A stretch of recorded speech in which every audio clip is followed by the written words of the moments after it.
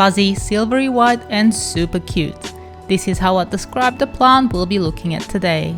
Kalanchoe Eriophylla has been given the nickname Snow White Panda due to the soft felt-like leaves. It is a species native to Madagascar growing on rocky outcroppings. And it's one hardy succulent. If you're a beginner, you can certainly give the Snow White Panda a go. Do make sure to check out the toxicity info at the end though.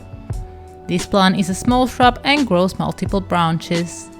Height-wise, Snow White Panda can reach 15 cm or 6 inches, though this succulent tends to grow higher if the light is insufficient. Branches will spread to about 30 cm or 12 inches, but again, in good conditions the plant can grow larger than this. The leaves can grow to some 5 cm and are fleshy with a pointy tip. They are covered in small white hair, soft to the touch. It feels like touching felt and will make you want to cuddle the Snow White Panda every time you go past.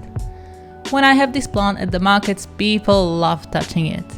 The color of the leaves is blue-green under the hair, but the plant has a silvery white look. When the temperatures start dropping in autumn, the color can change to a brownish red under the hair. The stems, also covered in hair, become more woody and brown as they age.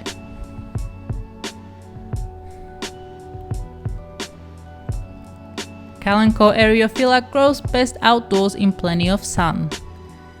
It will tolerate outdoor shade and filtered light, but the hair may become thinner and the plant can get more green than white. It can also grow leggy, tall and stretched as a result. Fungal diseases are also more likely to attack when succulents are grown in shaded and humid spots. The good news is that Snow White Panda is not particularly susceptible to fungus but can still get attacked if kept in wet and moist conditions for too long. Rust is one of the fungal diseases that is common amongst furry succulents like the panda. Kalanchoe are said to tolerate being indoors, but I wouldn't recommend it.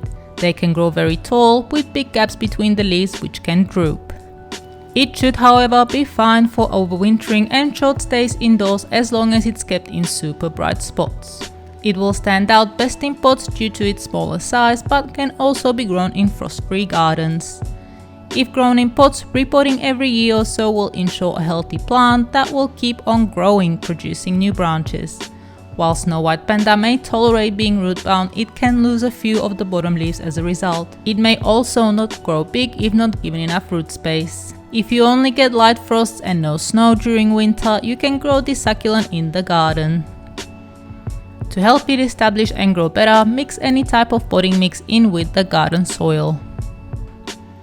Succulent roots tend to be quite thin and can find it difficult to break through hard garden soil.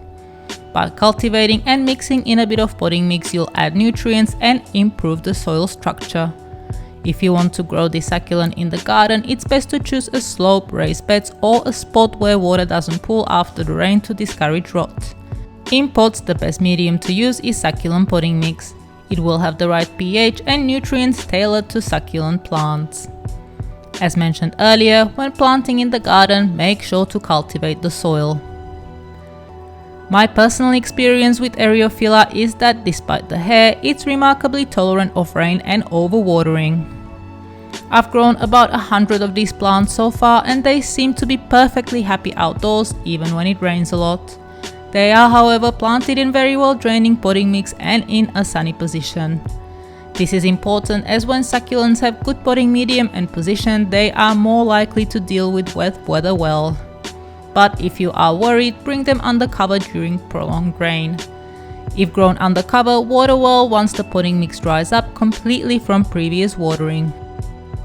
In summer, this could mean watering a few times per week and almost not at all during the cold months. Panda is also drought tolerant and will go without a drink for months.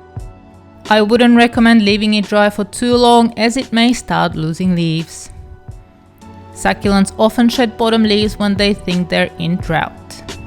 Temperature-wise, Panda will tolerate heat well over 40 degrees Celsius or 104 Fahrenheit, though it should be moved out of the sun once it gets this hot. If exposed to direct sun during extreme heat waves, the leaves can suffer sunburn and the plant could die, especially when planted in dark-colored pots.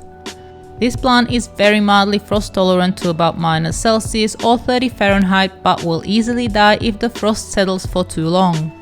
Frost cloth can be used to protect your succulents from the occasional frost, but if your climate gets snow, I'd advise to bring this plant indoors for the duration.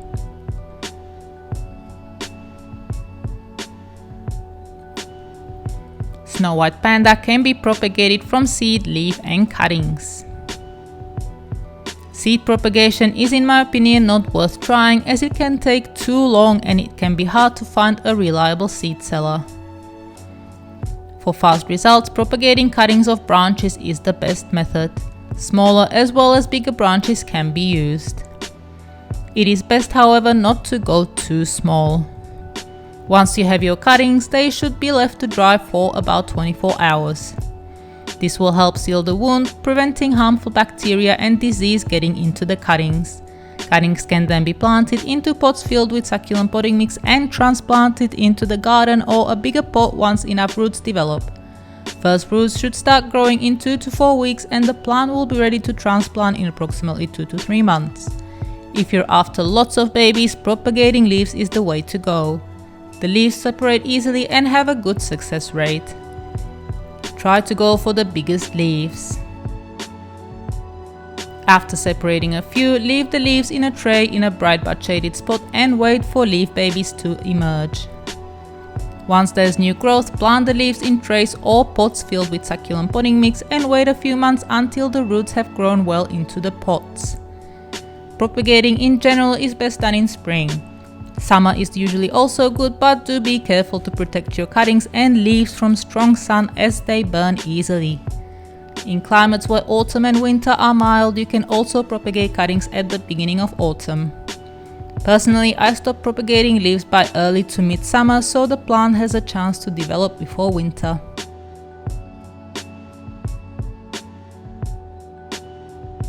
Thanks to the thick hairy cover, pests are not very attracted to Eriophylla. So far I've not seen any, but that is not to say they will never attack. A relative of Eriophylla, Kalanchoe tomentosa, can definitely get mealybugs in the foliage, though they are quite rare.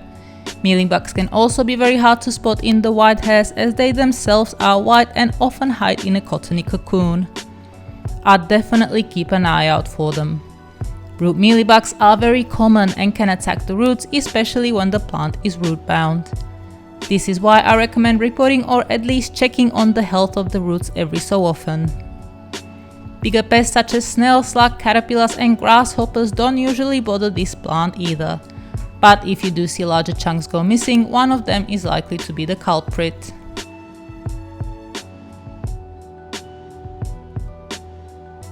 The inflorescence is so pretty and a bit different to other succulent flowers. A tall stalk grows high above the foliage and ends in a pink 4-petal flower. Here in Australia, panda flowers at the end of winter and throughout early spring, but this can be different in other parts of the world.